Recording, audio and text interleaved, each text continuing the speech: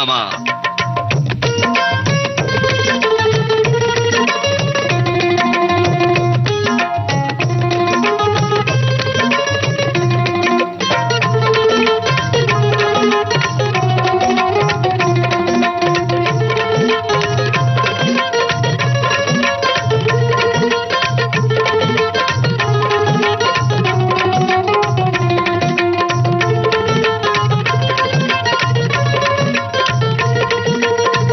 दोस्तों नमस्कार, मैं हूं आपका दोस्त यूनुस खान।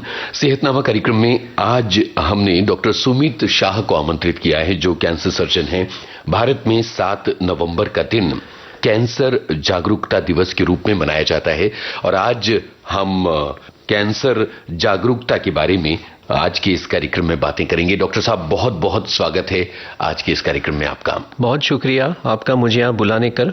आपने जो टॉपिक सिलेक्ट किया है कैंसर जागरूकता, ये आज के लिए भारत के लिए नीड ऑफ द आवर है, क्योंकि हम बहुत ही ज्यादा प्रमाण देख रहे हैं जी। तो जरूर इस पे बात करेंगे हम। डॉक्टर साहब, क्यों इन दिनों में कैंसर बहुत तेजी से बढ़ता चला जा रहा है और दुनिया की सबसे खतरनाक बीमारी के रूप में उभर कर सामने आया है? कैंसर होने के कई कारण हैं। 10-20% कैंसर ऐसे जिनमें कारण हमें मालूम है, बट 70 से 80% कैंसर ऐसे जिनमें मालूम नहीं है जी। लेकिन ये कारण हमें इतना जरूर मालूम है कि ये हम जो तो हवा सांस ले रहे हैं, या हम जो खाना खा रहे हैं, या अपना एनवायरनमेंट है, अपनी लाइफस्टाइल बेसिकली, इनमें सब चेंजेस आने के वजह से कैंसर में प्रमाण बढ़ रहा है। डॉक्टर साहब, थोड़ा विस्तार से हम ये जानना चाहेंगे कि आपने कहा कि जिस तरह का प्रदूषित वातावरण है, जिस हवा में हम सांस ले रहे हैं वो, और जीवन शैली में बदलाव और जिस तरह की जिंदगी हम जी रहे हैं, बिल्कुल, वो कौन से कारण हैं जो इसको बढ़ावा देते हैं? इनमें कई कारण हैं। ऐसे एक सिंगल कारण नहीं कि जिसके वजह से ये हो रहा है, but it is a multitude of cause. हम 3, 4, 5 अलग चीजें मिलकर ये हो रही है। जैसे हम पानी पीते, ऑफकोर्स पानी तो प्योर है, लेकिन कहीं ना कहीं थोड़ा सा कंटेमिनेशन आ सकता है। शायद सिटीज में नहीं है, लेकिन हम पूरे गंगा की लाइन में देखेंगे तो हैवी मिनरल कंटेमिनेशन, कई बार इफ्लुएंस जो इंडस्ट्रीज आते हैं उसका कंटेमिनेशन होता है। सो वाटर एक चीज है, एयर दूसरी चीज है। जो हम एयर हम ब्रीथ कर रहे हैं, हमें नहीं मालूम उसमें क्या क्या है। हर जगह आप इंडिया में जाएंगे तो कहीं पे रोड कंस्ट्रक्शन चालू है, तो कहीं पे रीडेवलपमेंट हो रहे हैं। इट इज ऑल एस्बेस्टॉस और कई चीजें एयर में होती है। And ultimately food is one of the most important things जो आज के लिए, स्पेशली न्यू जनरेशन के लिए। अभी जैसे मुझ में और मेरे दादाजी में फर्क क्या है, मेरे दादाजी को भी उतना ही स्ट्रेस था जितना मुझे है। उनको अलग तरीके का था, मुझे अलग तरीके का है, लेकिन हम दोनों में फर्क ये है कि उनकी खान पान की स्टाइल एकदम सिंपल स्ट्रेट फॉरवर्ड थी। वो रोज के वो भाकरियाँ खाते थे, साथ में दूध लेते थे और थोड़ा क्लियर कट। अपने इसमें हमारे जनरेशन में अभी जंक फूड और ये सब काफ़ी एंट्री मार चुका है, और हम कई फूड्स ऐसे जो ओवर कुक्ड है। एक मैं एग्जैक्ट फूड को पॉइंट नहीं कर पाऊंगा, लेकिन काफ़ी इम्बैलेंस हो गया है। ओवर सिंगल चीज़ में कहूँगा तो जैसे रिफाइंड शुगर ज़्यादा लेने से, रेड मीट ज़्यादा लेने से, या जंक फूड ज़्यादा लेने से हमारे शरीर को थोड़ा थोड़ा नुकसान हो रहा है। कार्बोनेटेड ड्रिंक्स है, काफ़ी कुछ है। सो अपना ये जो फूड का स्टाइल है, that is one single most important factor जो हमें आगे चल के कैंसर नहीं बल्कि ब्लड प्रेशर, डायबिटीज़ और भी कई बीमारियां हैं जो इसकी वजह से हो रही है। जी। तो डॉक्टर साहब, आपने जैसा बताया कि एक तरफ तो प्रदूषण जो किसी भी तरह का हो वो कैंसर फैलाने के लिए जिम्मेदार है, और दूसरी तरफ हमारी अपनी जीवन शैली और हम क्या खा रहे हैं। बिल्कुल। क्या आप ये बता सकते हैं कि किस तरह का कैंसर भारत में सबसे ज्यादा फैल रहा है, जहां तक हम अपने देश के संदर्भ में बात करना चाहें? बिल्कुल, मैं 2 पार्ट में डिवाइड करूंगा, पुरुषों में और स्त्रियों में। पुरुषों में सबसे कॉमन कैंसर इंडिया में लंग कैंसर और ओरल कैंसर है। और लंग कैंसर, ओरल कैंसर में एक कॉमन चीज है nicotine. Nicotine in any form, यानी कि अगर वो टोबैको च्यू करने से या सिगरेट स्मोकिंग करने से, बीड़ी स्मोक करने से, all forms of nicotine can lead to cancer. तो ये एक आइडेंटिफाइबल कॉज है, यानी कि अगर हम इस पे कंट्रोल करें तो वो कैंसर्स कम हो जाएंगे। स्त्रियों में अलग टाइप के कैंसर है। सबसे कॉमन है ब्रेस्ट कैंसर और गर्भाशय के मुख का कैंसर, यानी कि सर्वाइकल कैंसर। जो ब्रेस्ट कैंसर है, इसका एग्जैक्ट कॉज अभी तक पता नहीं चला है। जैसे मैंने कहा मल्टीट्यूड ऑफ फैक्टर्स वो है, but that is the most common cancer in India.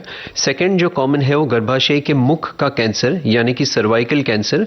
99.9% cervical cancer एक वायरस की वजह से होते हैं, ह्यूमन पैपिलोमा वायरस कहा जाता है उससे। और नॉर्मल क्लीन हाइजीन रखने से ही वो वायरस का इंसिडेंस कम हो जाता है। ऑफकोर्स आजकल वैक्सीन और कई चीजें हैं। तो ये 2 कॉमन कैंसर है मेल्स में और फीमेल्स में। जी। डॉक्टर साहब, आपने फेफड़ों के कैंसर की बात की और ये बताया कि अमूमन स्मोकिंग यानी धूम्रपान उसकी एक बड़ी वजह होता है। Yes. अभी कुछ ही पलों पहले जब हम बात कर रहे थे तो आपने कहा था कि हवा में तरह तरह की चीजें खुली होती हैं। आज शहरी प्रदूषण जिस तरह से बढ़ता चला जा रहा है, हर रोज अखबारों और टेलीविजन पर हम देखते हैं कि पॉल्यूशन का लेवल बड़े शहरों में बताया जाता है जो बहुत खौफनाक होता चला जा रहा है। ये कितनी वजह बनता है इस खतरनाक बीमारी की? ये भी एक वजह, ये मैं कहूंगा कि ये कंट्रीब्यूटिंग फैक्टर है, एकमात्र फैक्टर नहीं है। मीन्स और चीजें मिलकर ये इंपॉर्टेंट रोल करता है। और ये प्रदूषण की वजह से ना कि कैंसर बल्कि लंग्स में लॉन्ग टर्म जो फाइब्रोसिस करके बोलते हैं, तो रेस्पिरेटरी फाइब्रोसिस, अगर हमें इसका असर आज नहीं दिखेगा, अगले 5-10 सालों में हमें सडनली बहुत ज्यादा लंग रिलेटेड प्रॉब्लम्स आने वाले। जैसे आज ही मैंने पढ़ा दिल्ली में एयर इंडेक्स जो स्मोक 106 से लेकर ऑलमोस्ट 1000 तक पहुंच गई थी, पार्टिकल इंडेक्स जो है जी। So this is definitely affecting, और ऑफ कोर्स लॉन्ग टर्म तो ये लंग कैंसर में भी कंट्रीब्यूट कर सकता है। इसका मतलब शहरों में जिस तरह से प्रदूषण फैलता चला जा रहा है उस पर कंट्रोल करने की बहुत सख्त जरूरत है। बिल्कुल, दो चीजें हैं, एक तो इन सब चीजों पे कंट्रोल, दूसरा हमें मालूम है कि पूरी तरह से हम कुछ भी कंट्रोल नहीं कर पाने वाले। तो अगर हम हमारी आंखें खुली रखें और हमारे शरीर को भी सुने, अर्ली डिटेक्शन जिसके बारे में हम आज बात करने वाले जी, वो एक दूसरा पॉइंट बनता है कि जितना कंट्रोल हो सकता है करें, लेकिन साथ में अगर हम कोई चीज जल्दी पकड़ ले अपने में बीमारी, तो हम उससे मुक्त हो सकते हैं। बिल्कुल डॉक्टर साहब, जो जागरूकता की बात है उस मुद्दे पर हम बिल्कुल पहुंचेंगे, लेकिन यहां बीच में एक गाने के साथ आगे बढ़ते हैं। तो बताइए कि आपकी पसंद का पहला गाना कौन सा होगा? मैं चाहूंगा बजरंगी भाईजान से, के जी ने गाया हुआ है, आशियाना मेरा क्या तू जो मिला। जी बिल्कुल, सुनते हैं ये गाना। आशियाना मेरा साथ तेरे है ना, ढूंढते तेरी गली मुझको घर मिला। आबोदाना मेरा हाथ तेरे है ना, ढूंढते तेरा खुदा मुझको रब मिला। तू जो मिला लो हो गया मैं काबिल, तू जो मिला तो हो गया सब हासिल। हाँ, मुश्किल सही आसान हुई मंजिल, क्योंकि तू धड़कन मैं दिल।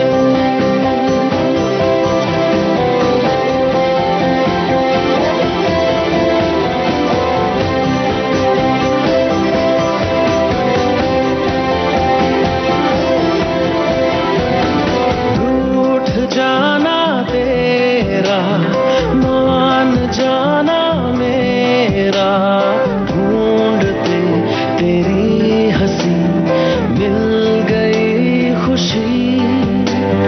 राह हूँ मैं तेरी, रूह है तू मेरी, ढूंढते तेरे निशान मिल गई खुदी। तू जो मिला लो हो गया मैं काबिल,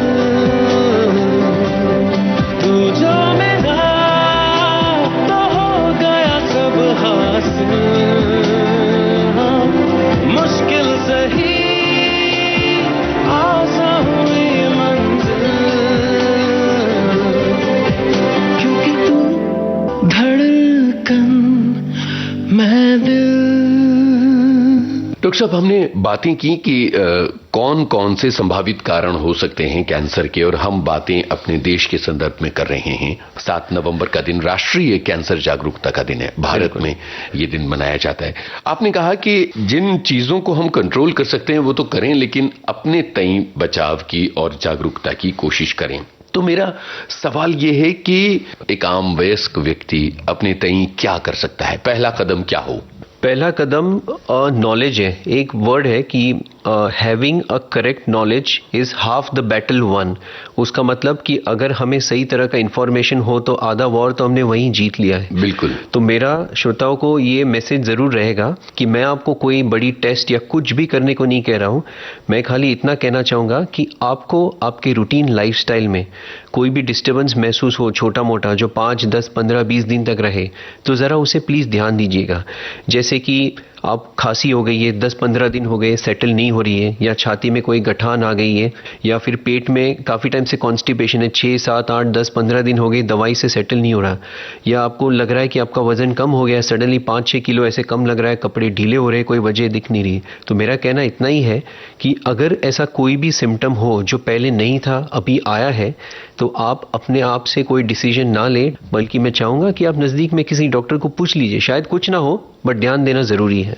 डॉक्टर साहब, ये तो हुई जागरूकता की बात कि अगर कोई एबनॉर्मल सिम्टम अपने शरीर की तरफ से आ रहा है तो हम उसको जानें और पहचानें। मुझे ये भी बताइए कि क्या हम अपने और अपने परिवार की जीवन शैली में सुधार लाएं जिसकी वजह से हम कैंसर ही नहीं बल्कि दूसरी भी खतरनाक बीमारियों से दूर रहें? बिल्कुल, आपने एकदम सही कहा है, और ये सुधार सिर्फ हम अपने लाइफ के लिए नहीं है, सबसे इम्पोर्टेंट हमारे आगे वाले जनरेशन के लिए, अपने बच्चों के लिए, क्योंकि हम जो अभी देख रहे हैं बच्चों की लाइफस्टाइल काफ़ी अनहेल्दी हो चुकी है। सबसे कॉमन चीज़ एक तो एक्टिविटी, नंबर 1, हमें उनको स्पोर्ट्स में फोर्स करना चाहिए, इन द सेंस हमें देखना चाहिए कि उनको कौन सा स्पोर्ट्स सूट होता है, रोज़ का थोड़ा खेलना बहुत ही ज़रूरी है। फिजिकल एक्टिविटी का कोई सब्सटीट्यूट नहीं है, बच्चों को खेलना भी चाहिए, और एडल्ट्स में हमें रनिंग या कोई any form of exercise is very crucial, 45 minutes a day. सभी को टाइम नहीं होता है, हम अपने लाइफस्टाइल में बिजी है, लेकिन दिन में कहीं तो निकाल सकते हैं, कहीं टाइम नहीं मिले तो रात को मिल भी सकता है, पोस्ट डिनर भी आप ब्रिस्क वॉकिंग कर सकते हैं। सेकंड, फूड में भी आज हम देखते हैं कि कई बार बाहर खाने का बहुत हो जाता है, ऐसा नहीं कि बाहर का हर चीज़ अनहेल्दी है, लेकिन हम रेजोल्यूशन ले सकते हैं कि मंडे टू फ्राइडे या सैटरडे प्रॉपर होम का रूटीन बैलेंस्ड फूड खाएंगे, और संडे को एक दिन ऑफ लेंगे जब हम बाहर खा सकते हैं।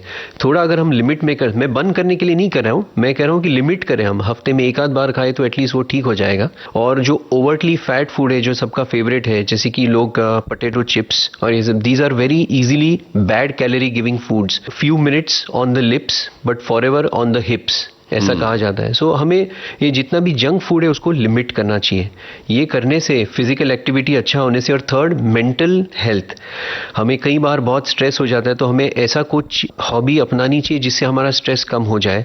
जैसे किसी को म्यूजिक अच्छा लगता है, मैं खुद म्यूजिक सुनता हूँ ऐसे समय में, किसी को कुछ बुक रीड करने को, या किसी को लगे कि मैं बाहर घूम आऊँ, समथिंग। स्ट्रेस तो आना ही है, उसको कैसे बीट करना हमारे हाथ में है। जी डॉक्टर साहब, आपने बहुत जरूरी चीजें बताई हैं। आधुनिक जीवन शैली में खुद का ख्याल रखना जो है वो सबसे लास्ट नंबर पर होता है। व्यक्ति हर तरफ भागा चला जा रहा है, तो इन तीनों चारों बातों पर लोगों को ध्यान देने की बहुत ज्यादा जरूरत है, चाहे वो जंक फूड हो, चाहे वो कसरत करना हो, या बाकी तमाम चीजें हों। स्ट्रेस से दूर रहना भी एक बहुत जरूरी चीज है।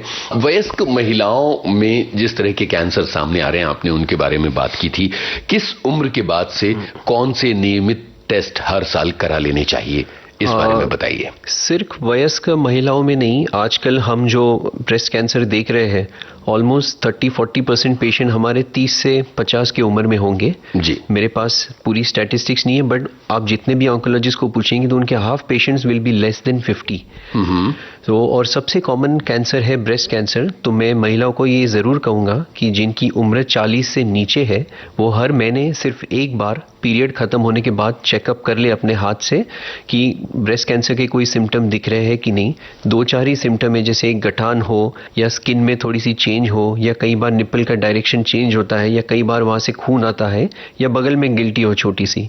पहली बार करेंगे तो लगेगा सब गठान ही लग रहा है, दूसरी, तीसरी, चौथी, 5वीं बार करेंगे तो एक बार ट्यून हो जाएंगे।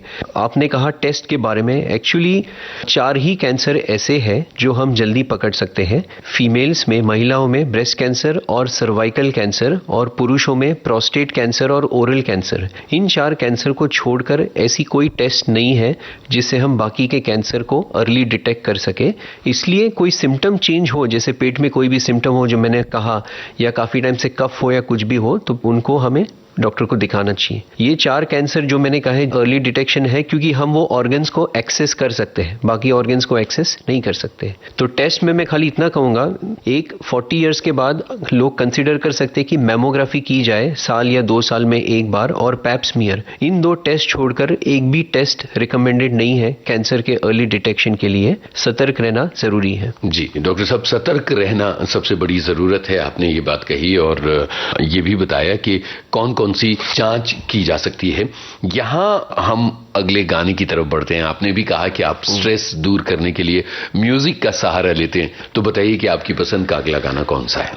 रफी जी का पुकारता चला हूं मैं। ओहो, क्या बात है, सुनते हैं ये गाना। पुकारता चला हूं मैं, गली गली बहार की, बस एक छाँव जुल्फ की, बस एक निगाह प्यार की, पुकारता चला हूं मैं, गली गली बहार की, बस एक छाँव जुल्फ की, बस एक निगाह प्यार की, पुकारता चला हूं मैं।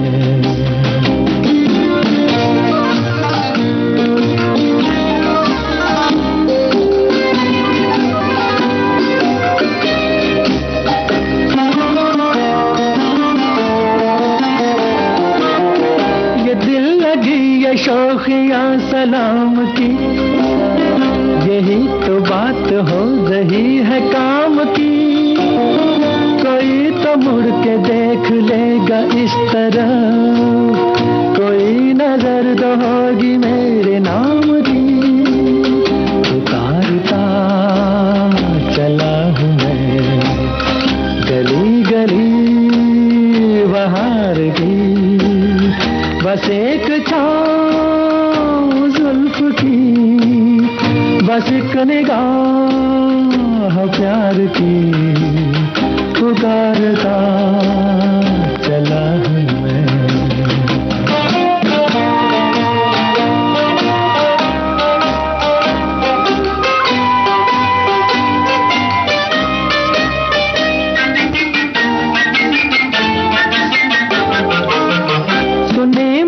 सदा तो किस यकीन से घटा उतर के आ गई जमीन पे, रही यही लगन तो ऐ दिले जवान, असर भी हो रहेगा एक हसीन पे, पुकारता चला हूं मैं, गली गली बहार की, बस एक छाँव जुल्फ की, बस एक निगाह प्यार की, पुकारता चला हूं मैं।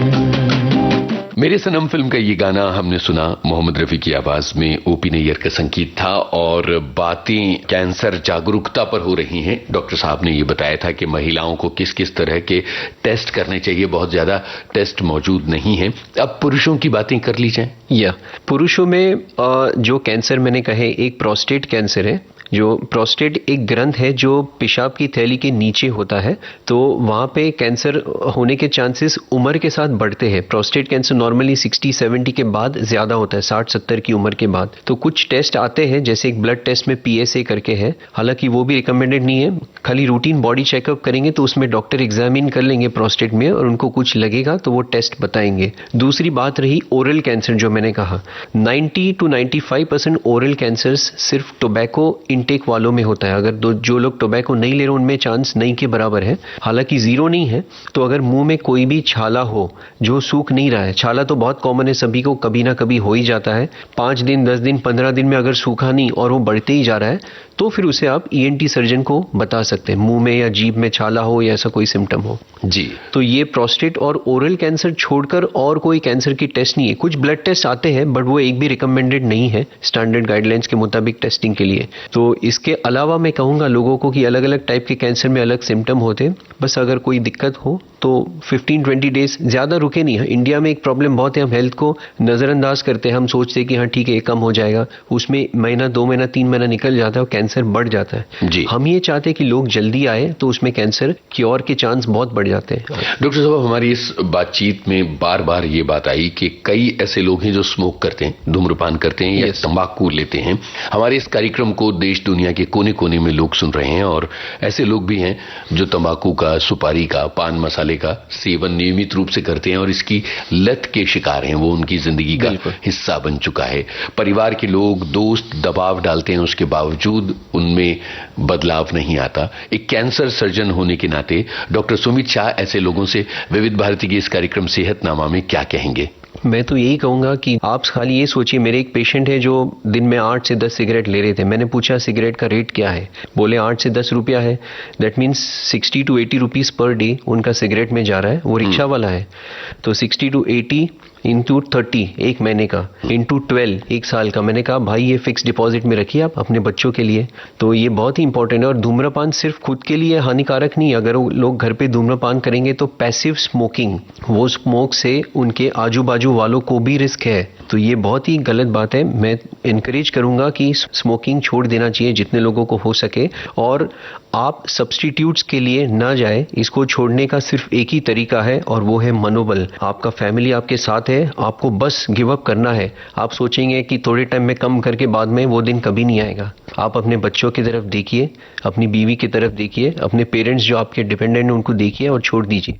जी, तो डॉक्टर साहब ये बहुत जरूरी बात थी उन लोगों के लिए जो तंबाकू की लत का किसी भी फॉर्म में शिकार हैं। कैंसर जागरूकता के बारे में हम बातें कर रहे हैं और इस बीच में एक सवाल ये आता है कि इन तमाम सावधानियों और सुरक्षा के बाद भी अगर टेस्ट पॉजिटिव आ जाता है तो मरीज के अंदर एक डिनायल होता है। सबसे पहले वो उसको स्वीकार नहीं कर पाते हैं और तरह तरह के उतार चढ़ाव से होकर गुजरते हैं। बिल्कुल। इस शुरुआती दौर के बारे में बतौर कैंसर सर्जन किस तरह की गाइडलाइन आप देना चाहेंगे? कैंसर एक ऐसा शब्द है जो सुनकर पैर के नीचे से जमीन निकल जाती है, उसमें कोई डाउट ही नहीं है। लेकिन मैं कहना चाहूंगा कि आज साइंटिफिक प्रोग्रेस इतना हो चुका है कि हमारे पास हर स्टेज, इवन चौथे स्टेज कैंसर के लिए भी अच्छा खासा इलाज है।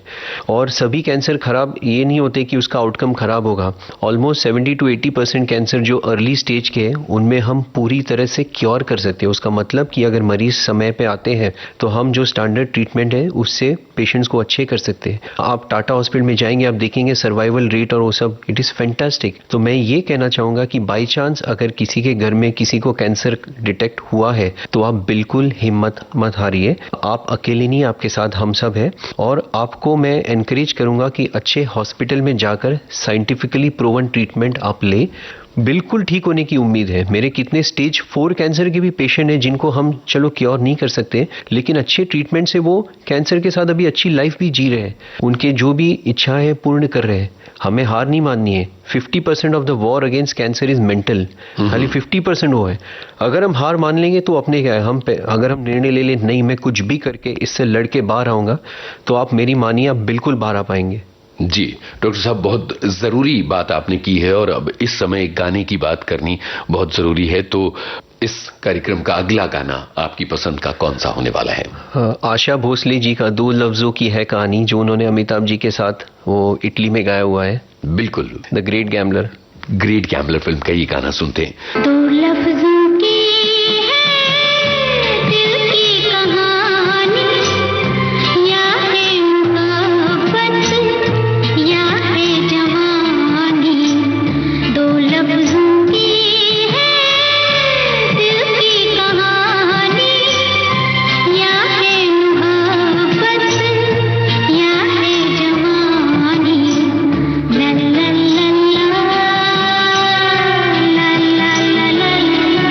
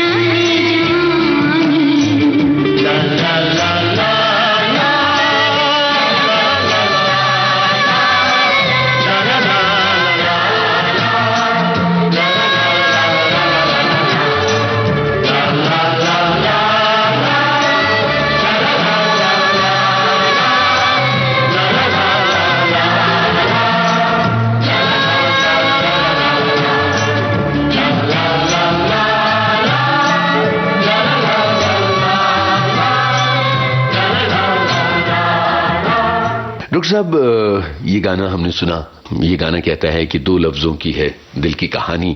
ये दिल ही है जो हिम्मत हार जाता है कैंसर के सामने, और आपने कहा कि 50% जंग जो है वो मानसिक होती है, अपने आप से होती है, और 50% कैंसर से जंग होती है।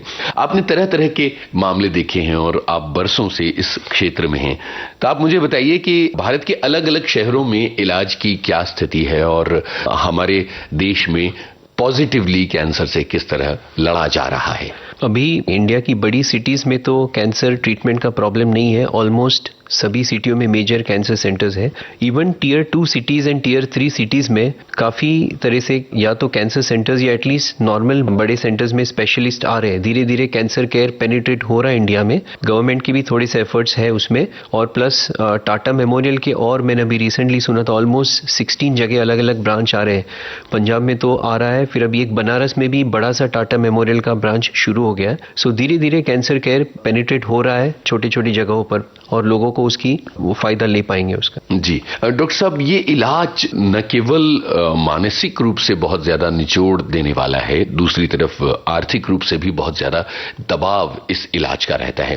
तो ऐसे में आप किस तरह की चीजें देखते हैं कि आर्थिक स्तर पर क्या हो रहा है? यह आपने बहुत ही इंपॉर्टेंट क्वेश्चन पूछा है। हम ऑलमोस्ट 50 to 60% पेशेंट्स में हम देखते हैं कि ये फाइनेंशियली बहुत ही आर्थिक रूप से पूरा तोड़ देने वाली बीमारी है, क्योंकि कई ड्रग्स वगैरह काफ़ी कॉस्टली है, कई बार बड़े ऑपरेशन है। तो मेरा सभी श्रोताओं से एक ज़रूर एडवाइस रहेगा कि आपको एक अच्छा इंश्योरेंस लेना चाहिए। हम सोचते हैं कि क्यों इंश्योरेंस ले, लेकिन आज के तारीख में तो मिनिमम 5 to 10 लाख का इंश्योरेंस होना ज़रूरी है। वो इंश्योरेंस होने से जिनके पास है वो अच्छे से कैंसर ट्रीटमेंट कर पाते हैं, लेकिन जिनको खुद के जेब से निकालना है बहुत भारी पड़ जाता है कई बार। जी, तो एक बहुत जरूरी आपकी सलाह यह है कि जो स्वास्थ्य का बीमा है वो जरूर पूरे परिवार के लिए ठीक तरह से करवा के रखना चाहिए।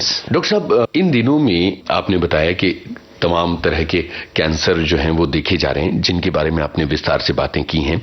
हमने बड़ों की बहुत सारी बातें की, कुछ बच्चों के कैंसर्स के बारे में बताएं।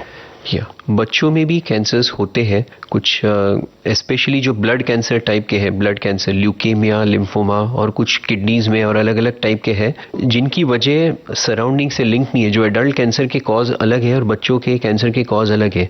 बट लकीली बच्चों में ऑलमोस्ट 70 to 80 या शायद उससे भी ज़्यादा % cancers are fully curable. Fully curable का मतलब बच्चे पूरी तरह से उसमें निकल जाते हैं और नॉर्मल एडल्ट होकर अपनी नॉर्मल लाइफ भी जी पाते हैं। लेकिन इसमें हम घूम फिर के उसी बात पे आ रहे हैं कि इसके लिए टाइम पे डिटेक्ट करना बहुत ही ज़रूरी है, और कोई भी सिम्टम हो बच्चों में तो खैर अपने डॉक्टर से आप आए। तो ये कैंसर्स कॉमन है, but they are very curable most of them. जी, ऐसे मामलों में किस तरह की सावधानी और जागरूकता की जरूरत है डॉक्टर साहब? एक तो सबसे कॉमन है, जब भी बच्चों में कोई भी प्रॉब्लम हो तो उनकी एक्टिविटी लेवल कम हो जाती है। आप नोटिस करेंगे कि ये ज़्यादा खेल नहीं रहा है, कुछ हो गया है।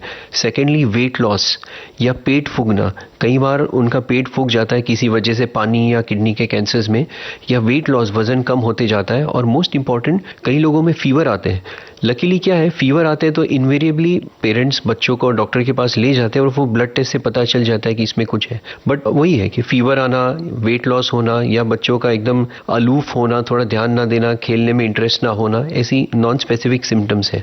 जी डॉक्टर साहब, ये तमाम चीजें तो हमने जान ली, और एक बात जो मैंने थोड़ी देर पहले आपसे पूछी थी कि अगर किसी वजह से टेस्ट पॉजिटिव आता है तो किस तरह से आगे बढ़ना चाहिए, आपने वहां बहुत सारी चीजें बताई थी। परिवार वालों का एक बहुत बड़ा योगदान होता है जो मरीज की केयर कर रहे होते हैं, उनके लिए कुछ गाइडलाइंस जरूर दीजिए, क्योंकि उनकी बहुत बड़ी भूमिका इस लड़ाई में हो सकती है। बिल्कुल, परिवार का सपोर्ट हो तो ऑलमोस्ट 50% क्योर तो वहीं हो गया। वो सबसे इम्पोर्टेंट है, जो मैंने मेरे भी प्रैक्टिस में देखा हुआ है। परिवार वालों का सपोर्ट, प्रेम और ये होना ज़रूरी है। और सबसे इम्पोर्टेंट है, मैं कहूँगा, जो कैंसर के केयर गिवर्स है, कि आपको, हम नॉर्मल टेंडेंसी से बोलते हैं कि कैंसर पेशेंट को आप रेस्ट करो, आप कुछ मत कीजिए। मैं रिवर्स कहूँगा, आप उनको रिस्पॉन्सिबिलिटी का काम दीजिए और मेक देम फील वांटेड। उन्हें दया की ज़रूरत नहीं है, सहानुभूति की ज़रूरत है। दोनों में एकदम पतली सी लकीर है, तो ये ध्यान रखना। और जब भी पेशेंट डाउन हो जाए, हमें पेशेंट के सामने अपने इमोशन नहीं दिखाने हैं, हमें उनको एनकरेज करते रहना है कि आप फिक्र मत कीजिए, थोड़ा सा अप डाउन हो रहा है, धीरे धीरे हम इसमें से बाहर आने वाले हैं। उनका हाथ पकड़े हुए कहिए कि आप अकेले नहीं, हम सब साथ में हैं, डोंट वरी अबाउट दैट। जी डॉक्टर साहब, ये एक बहुत महत्वपूर्ण बात आपने कही है और मुझे लगता है कि इस बात के जरिए अब एक गाने की तरफ हम आगे बढ़ते हैं। तो वो कौन सा गाना होगा? शंघाई फिल्म से अरिजीत जी का जो भेजी थी दुआ। क्या बात है, सुनते हैं ये गाना। जो भेजी थी दुआ वो जाके आसमां से यूं टकरा गई कि आ गई है लौट के सदा। जो भेजी थी दुआ वो जाके आसमां से यूं टकरा गई कि आ गई है लौट के सदा।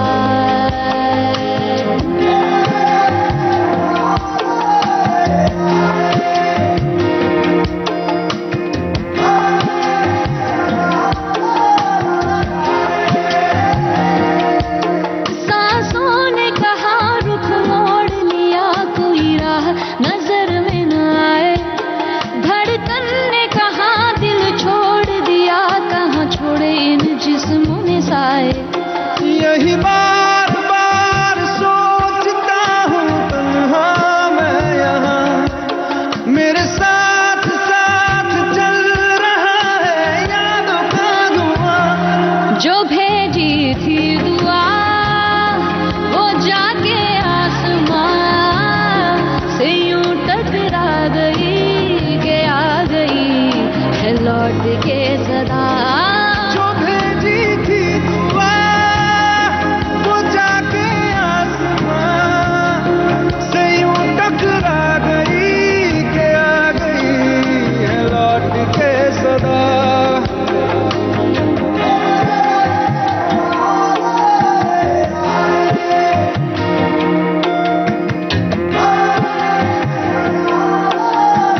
जो भेजी दुआ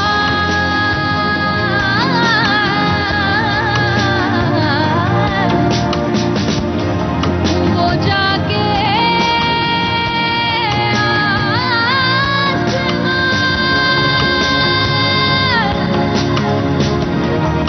जो भेजी थी दुआ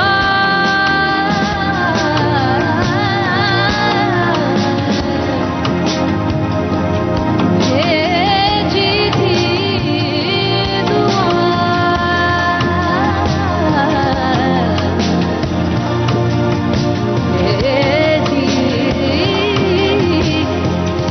दुआ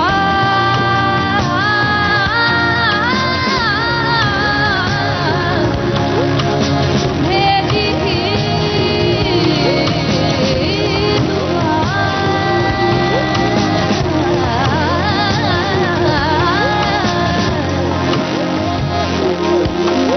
भेजी थी दुआ।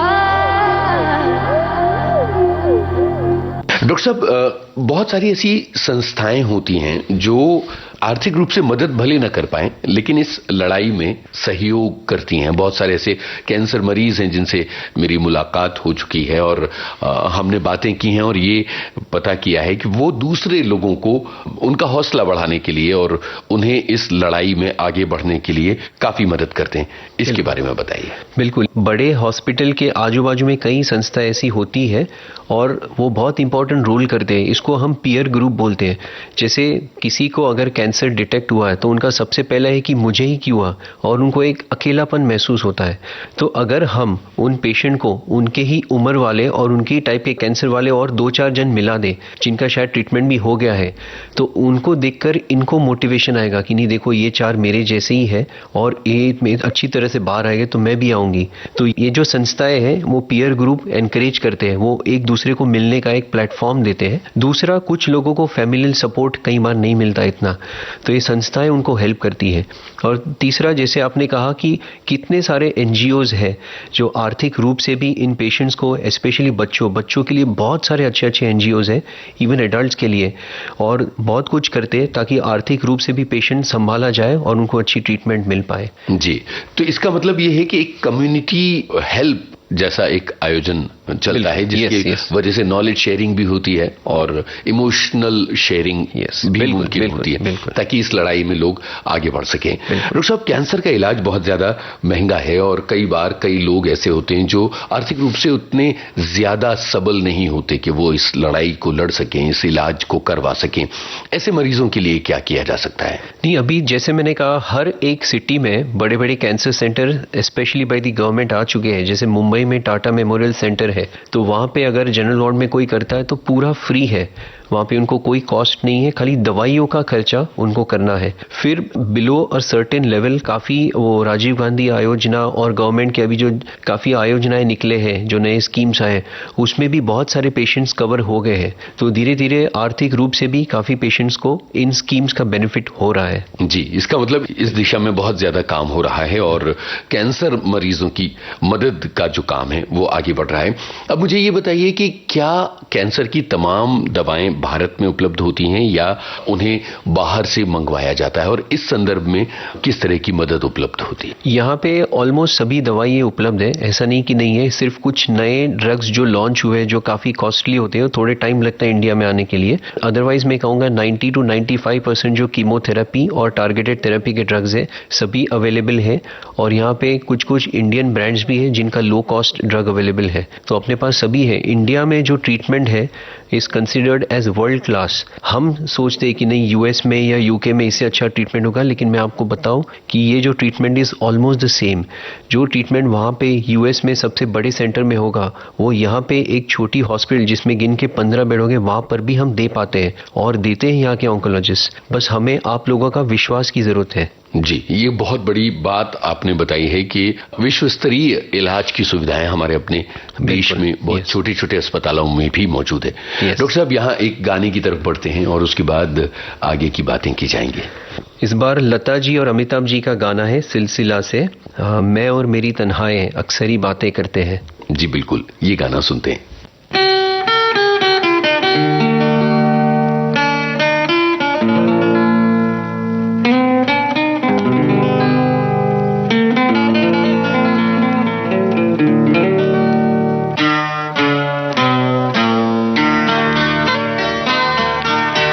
मैं और मेरी तन्हाई अक्सर ये बातें करते हैं, तुम होती तो कैसा होता, तुम ये कहती, तुम वो कहती, तुम इस बात पे हैरान होती, तुम उस बात पे कितनी हंसती, तुम होती तो ऐसा होता, तुम होती तो वैसा होता। मैं और मेरी तन्हाई अक्सर ये बातें करते हैं।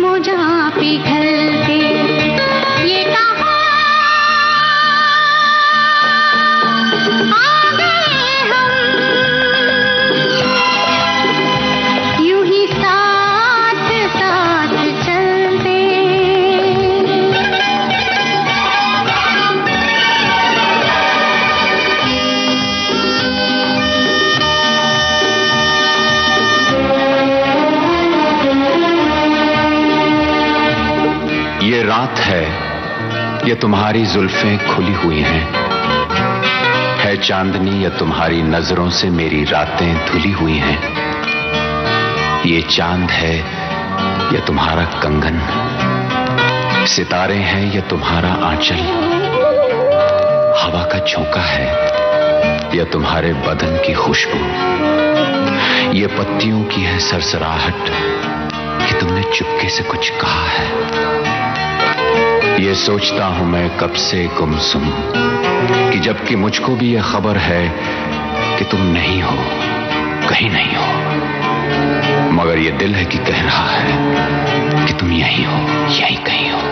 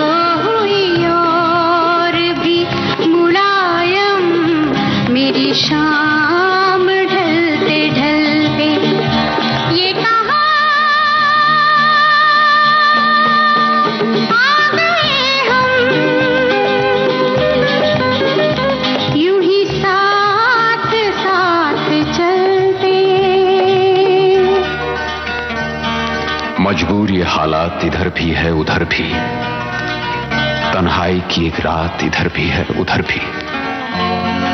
कहने को बहुत कुछ है मगर किससे कहें हम, कब तक यूं ही खामोश रहें और सहें हम। दिल कहता है दुनिया की हर एक रस्म उठा दें, दीवार जो हम दोनों में है आज गिरा दें। क्यों दिल में सुलगते रहे लोगों को बता दें, हां हमको मोहब्बत है, मोहब्बत है, मोहब्बत। अब दिल में यही बात इधर भी है उधर भी। ये कहा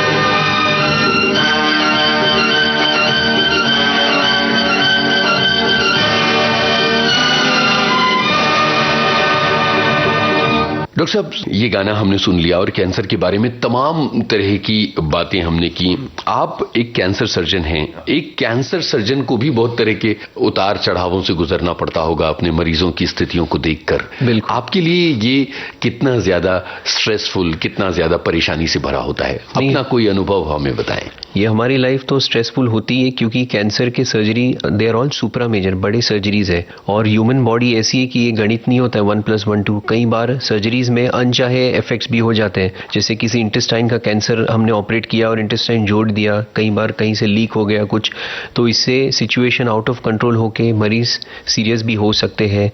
उन्हें हमें एग्रेसिवली ट्रीट करके पूरा बाहर लाना होता है, और उस वक्त हमको बहुत सारी चीज़ें देखनी है। मरीज की मेंटल स्टेटस, उनके रिलेटिव्स को काउंसलिंग करना कि आप विश्वास रखें बाहर आएंगे। उनकी आर्थिक परिस्थिति को ध्यान में रखते हुए हमने कुछ कमिट किया हो, हम पूरी कोशिश करते हैं कि मिनिमाइज दी एक्सपेंडिचर, जहाँ जहाँ से हेल्प हो सके वो। तो ये सब चीज़ें, तो स्ट्रेस हमें भी आ जाता है कई बार, ये तो is a part of the game.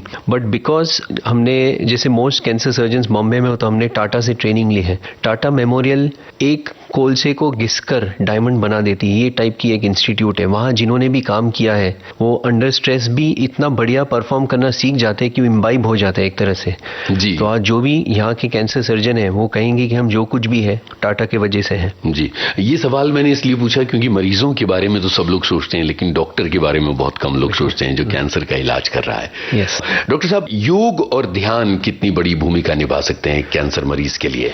Mental balance के लिए योग और ध्यान बहुत ही बेनिफिट दे सकता है। कई बार मेंटल टर्बुलेंस जो बोलते हैं, अलग टाइप के विचार आते रहते हैं। इट इज़ इम्पॉर्टेंट कि हमारे ट्रीटमेंट के वक्त मरीज के और केयर गिवर के माइंड में पॉजिटिव थॉट्स होना ज़रूरी है। वो एक पॉजिटिव एनर्जी हो तो कैंसर ट्रीटमेंट ईजी भी हो जाता है और वापस आने के चांस कम हो जाते हैं, नो डाउट अबाउट दैट। तो अगर हम अपनी एनर्जी चैनलाइज करना चाहे और बहुत सारे नेगेटिव थॉट आ रहे हैं या हम अभी भी डिनाइल स्टेज में हैं, तो इन चीज़ों में योग और ध्यान, मेडिटेशन डेफिनेटली बहुत हेल्प कर सकते हैं। और हम हमारे मरीज को बोलते भी है कि आप ये कीजिए, डोंट वरी, और हमने इसका असर भी देखा हुआ है। डॉक्टर साहब, बातचीत के इस पूरे लंबे सफर में हम अब आखिरी मकाम पर आ गए हैं। बहुत सारे ऐसे लोग होंगे जो इस लड़ाई में आधा रास्ता या रास्ते का एक हिस्सा पार कर चुके होंगे और ये बातें विविध भारती के जरिए सुन रहे होंगे। तो एक विशेषज्ञ के तौर पर कैंसर फाइटर से क्या कहना चाहेंगे? कैंसर फाइटर से मैं ये कहना चाहूँगा कि आप हमारे लिए एक मिसाल है। हर एक कैंसर फाइटर में मुझे एक हीरो दिख रहा है और उनसे हम कई चीज़ें सीखते हैं, जैसे कि इतने एडवर्स सर्कमस्टेंसेस में हंसकर कैसे आगे बढ़ना है। तो आप बिल्कुल बढ़ते रहिए और आपकी मिसाल हमेशा जलती रहेगी और आप दूसरे लोगों को उत्तेजित करते रहेंगे कि यस, ये हम बिल्कुल जीत सकते हैं, मुट्ठी बंद कर, उसमें कोई डाउट नहीं है। बिल्कुल। डॉक्टर साहब, अब एक और गाना सुन लिया जाए जो प्रोग्राम का आखिरी गाना होगा, उसके बाद आपसे आखिरी सवाल करेंगे। श्रेया जी का आशिकी 2 से सुन रहा हूँ मैं। क्या बात है, सुनते हैं ये गाना।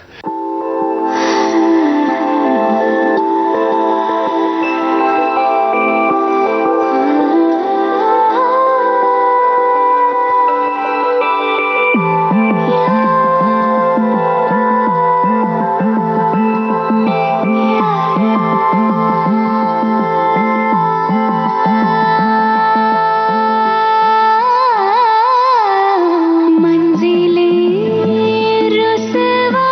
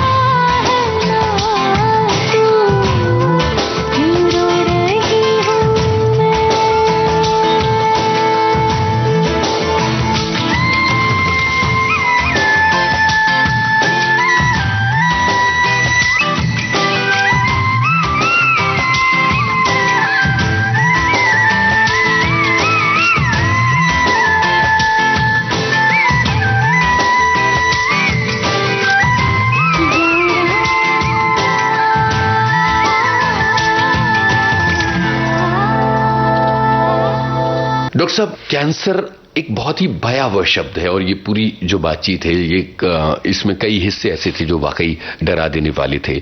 एक स्वस्थ व्यक्ति जो ये तमाम बातें सुन रहा है और किसी न किसी तरह से इस डर की एक शक्ल उसके मन में मौजूद है, आप उससे क्या कहना चाहेंगे? मैं यही कहूँगा कि जैसे पहले कहा था, करेक्ट नॉलेज होना ज़रूरी है। मेरा लोगों से सिर्फ एक ही चीज़ कहना है, आप कैंसर से डरिएगा मत। ये नाम डरावना है, उसमें कोई डाउट नहीं है, लेकिन मैं अगर 100 कैंसर सर्वाइवर खड़े कर दूंगा तो आप देखेंगे कि इस बीमारी पे हम एकदम आसानी से मात कर सकते हैं। सिर्फ हमें समय पे आना ज़रूरी है।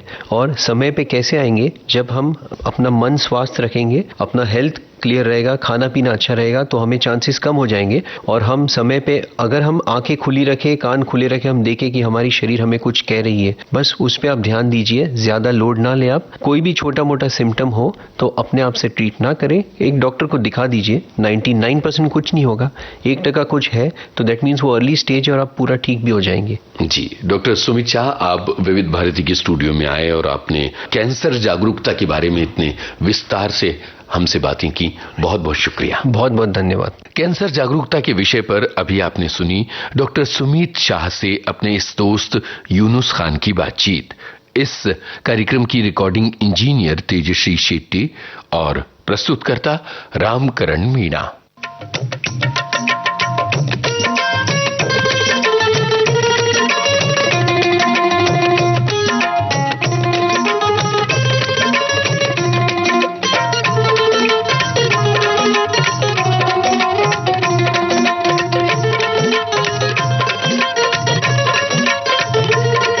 सेहतनामा।